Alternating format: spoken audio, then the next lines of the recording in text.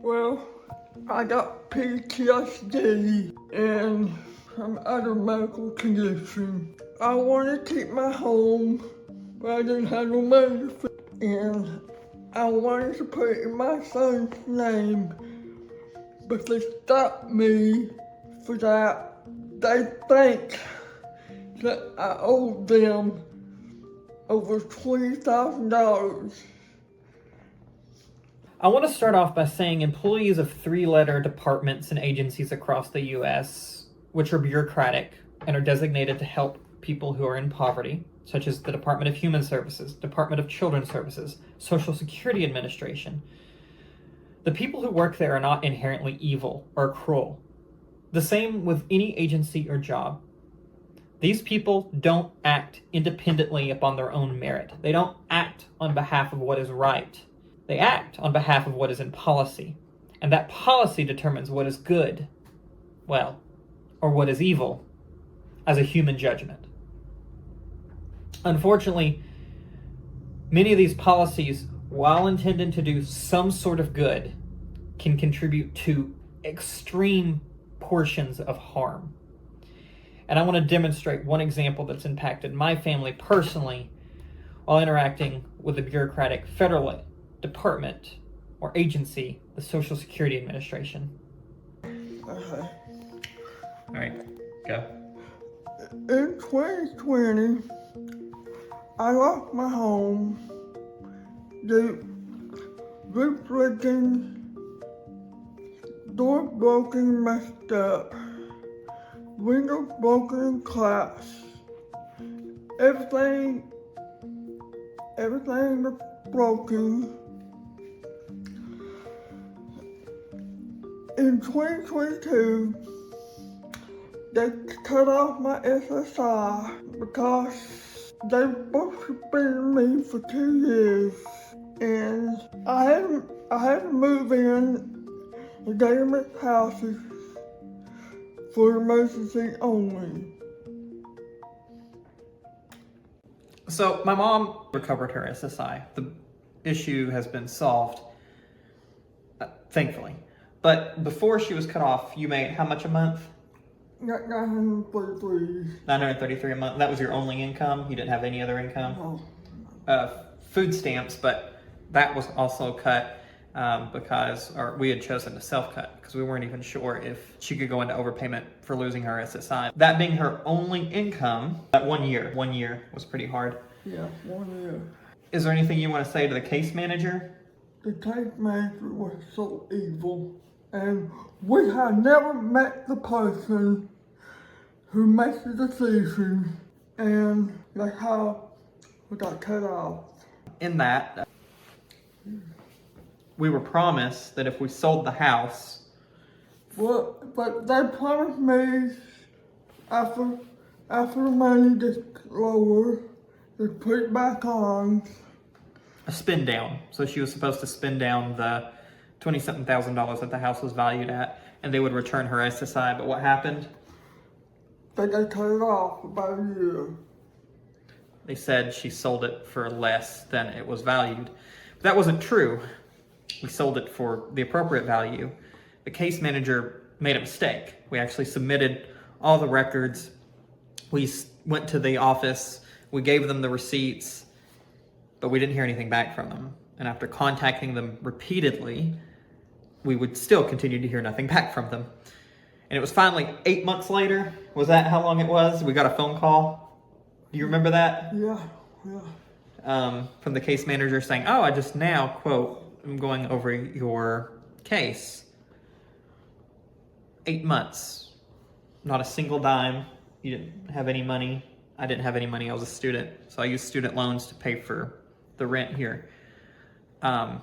Devastated me financially for years and years for a penalty that was significantly harsh. And you wanted to save the house, right? Yeah.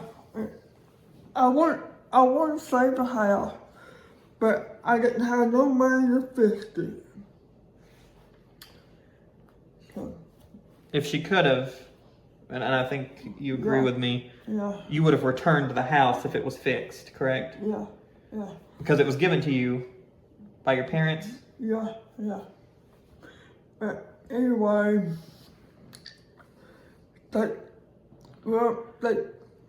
my dad passed away in 1993, and he gave it to me, and I wanted to put it in his name, in just in case something happened to me, and so I felt that it was unfair yeah. that happened, but yeah.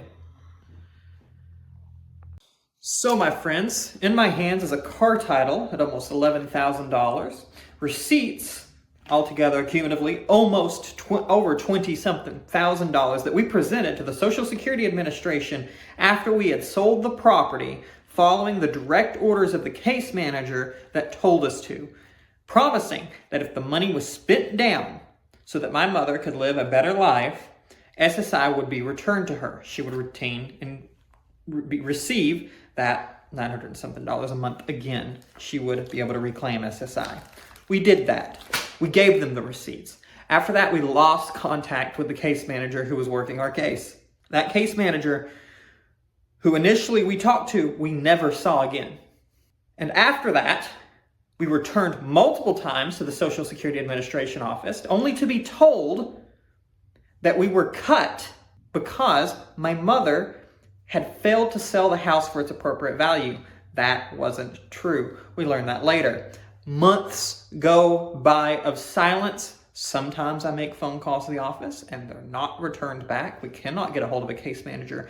Almost 9 months later, we receive a phone call in my mother's house, and a voice message is left stating, "I'm sorry, I'm just getting to your case. Please call me back." We attempt to call back. No one answers. We return to the Social Security Administration office.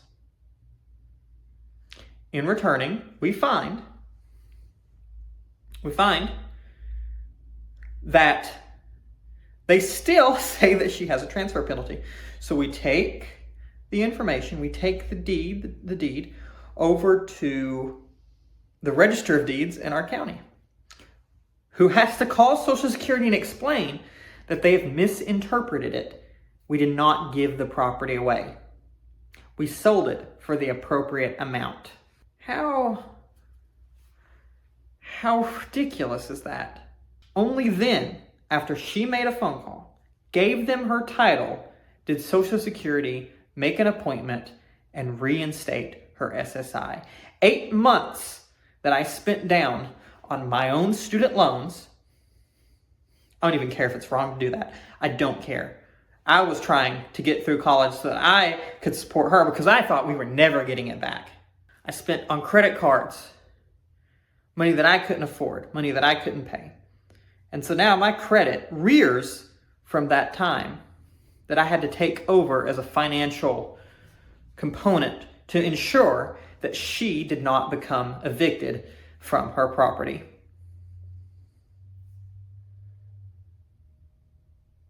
But, and this is the house. This is the house that Social Security Administration only house, my mom's only source of inherited wealth from her parents. Because of her disability, she lost the right to a habitat. And the place was falling apart, the windows broken, she had to move. She had to go to a place where she was safer, where she could afford to sustain. It's only reasonable. But there's a cruelty to all this, I think. So not only did she sell this house for a certain sum of money that was supposed to improve her life, the termination of her benefits beyond the sale of the house, which they promised, they said if she spent down the money, in which we provided the receipts and evidence of that spending, that money that was spent down, it got her a car so she could go to medical appointments. It got her glasses. It got her clothes. It got her furniture. The termination of those benefits led to the sale of many of those items to survive, of course, to get through the months without SSI, because she can't work. She has cerebral palsy. She has other illness, hearing loss, speech deficits. it was a cruelty of 1,000 paper cuts.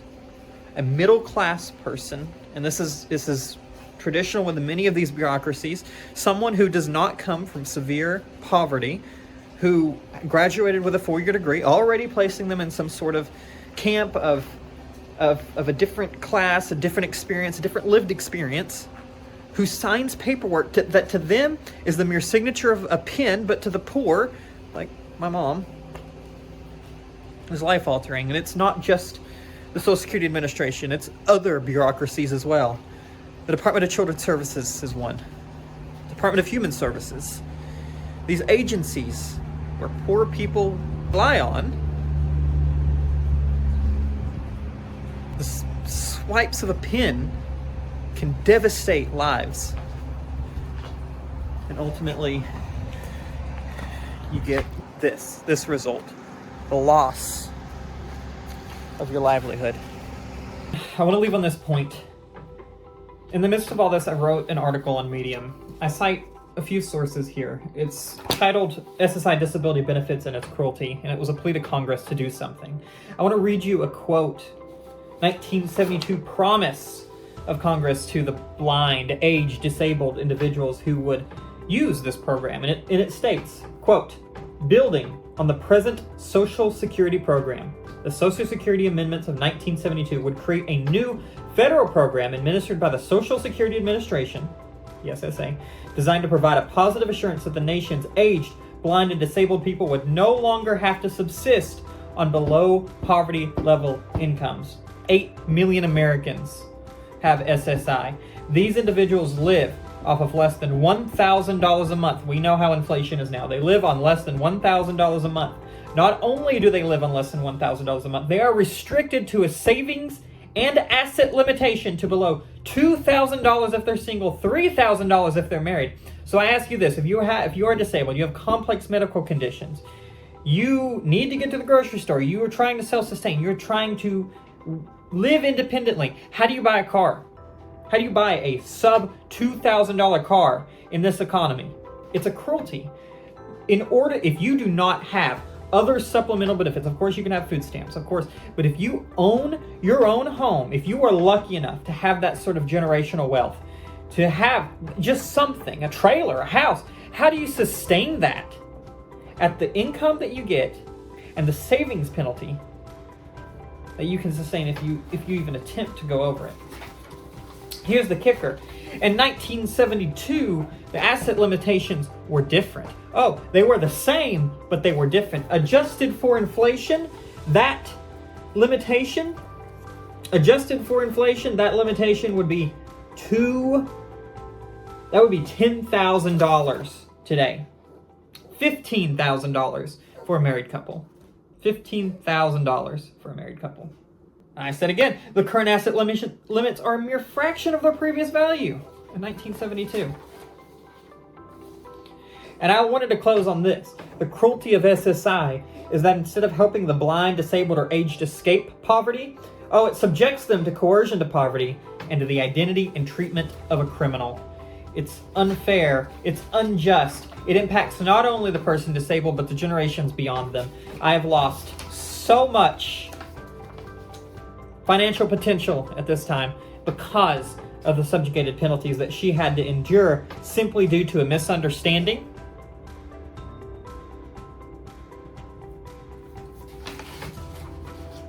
If you want to check out that article, I'm going to link it below. I recommend that you do, and I would really appreciate it. I want the best for people,